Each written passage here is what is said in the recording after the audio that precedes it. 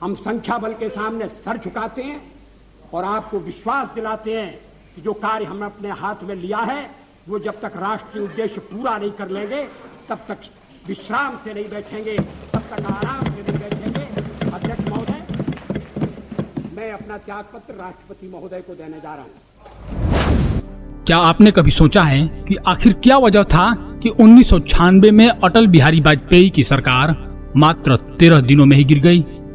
आखिर किन किन पार्टियों ने किया था विरोध और किसने दिया था अटल जी का साथ, मैं बताऊंगा इस वीडियो के माध्यम से। नमस्कार दोस्तों, मैं आपका दोस्त रजनीकांत ओझा। बात 1996 की है। मई का महीना था। राजनीतिक माहौल अनिश्चितताओं से भरा था। लोकसभा चुनाव के नतीजे आए थे। भाजपा को 161 और कांग्रेस को 140 सीट मिले थे। मतलब किसी भी पार्टी को बहुमत नहीं मिला था। भाजपा लोकसभा चुनाव में सबसे ज्यादा सीटें जीतने वाली पार्टी थी।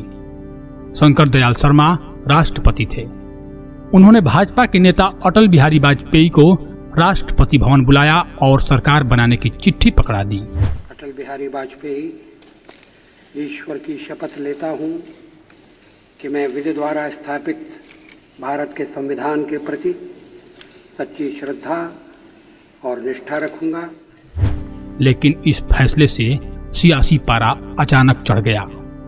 इस बात पर बहस छिड़ गई कि क्या ऐसी स्थिति में सबसे बड़ी पार्टी के नेता को प्रधानमंत्री पद की शपथ लेने के लिए बुलाया जा सकता है? इस सवाल का स्पष्ट जवाब संविधान में नहीं है। कानूनी विशेषज्ञ भी इस सवाल पर बंटे हुए थे।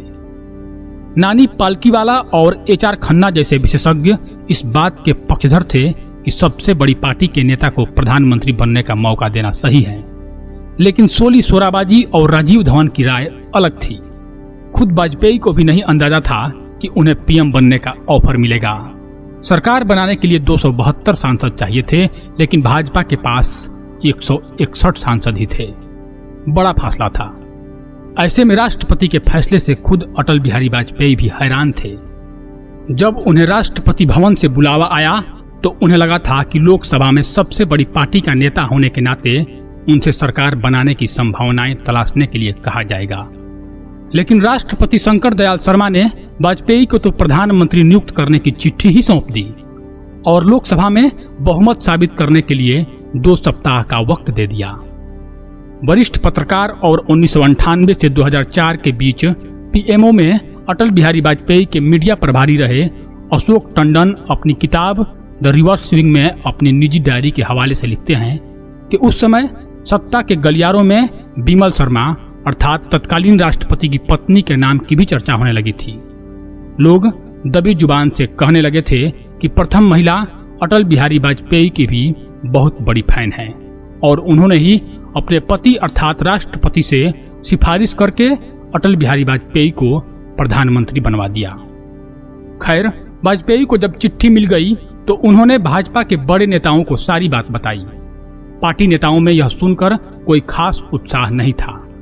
लाल कृष्ण आडवाणी समेत ज्यादातर नेताओं की राय थी कि सदन में शक्ति परीक्षण में हारने के बजाय अभी ही सरकार बनाने की पेशकश ठुकरा देनी चाहिए। लेकिन प्रमोद महाजन ऐसा नहीं चाहते थे। प्रमोद महाजन ने तमाम मुश्किल झेलते हुए बीजेपी के बड़े नेताओं को इस बात के लिए राजी कर लिया कि कम से कम सरकार बनाकर कोशिश तो करें। उन्होंने तर्क दिया कि इससे विपक्षी दलों की नजर में भाजपा अछूत और सदा विपक्ष में बैठने वाली पार्टी नहीं रह जाएगी। वाजपेयी पहले भाजपाई प्रधानमंत्री बने। उन्हें राष्ट्रपति द्वारा अपनी बहुमत साबित करने के लिए 14 दिनों का वक्त दिया गया था। भाजपा के तमाम नेताओं ने खूब कोशिश की, लेकिन बीजेपी को एक भी बाहरी सांसद का समर्थन नहीं मिला। मतलब 161 सांसद बीजेपी के जीत कर आए थे और वहीं के वहीं रह गए।